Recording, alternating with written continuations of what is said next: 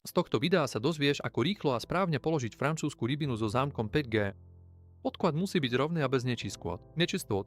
Oddelte lamely typu A a lamely typu B. To urýchli prácu. Presne priložte lamely k sebe a potom uzavrite zámok 5G zhora.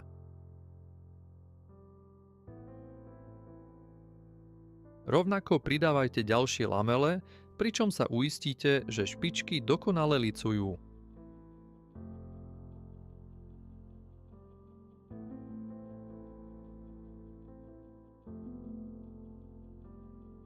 Pripájanie ďalšieho radu. Pri ukladaní francúzskeho vzoru rybej kosti smerom späť nezabudnite najskôr prikladať panely po dlhšej strane a potom ich opatrne priložiť ku kratšej strane, pričom ich zapínajte zhora.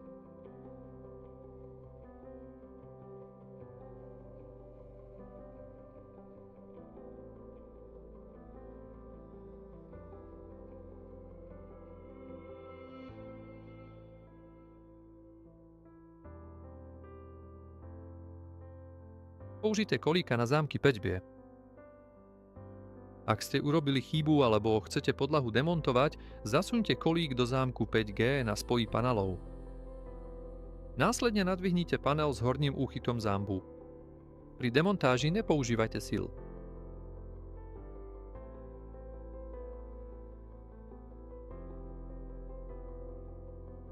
Takto je možné demontovať francúzsku rybiu kosť v oboch smeroch.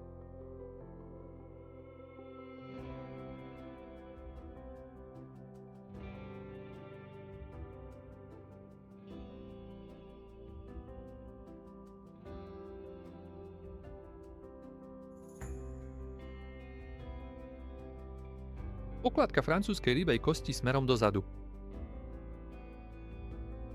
Za určitých okolností budeš musieť pokladať francúzsku rybiu kosť tak, že panel zacvakneš pod predchádzajúci zámok. Na tento účel opatrne zasuň panel pod zámok po dlhšej strane. Potom uzavri zámok po kratšej strane, pričom ho zacvakni zhora.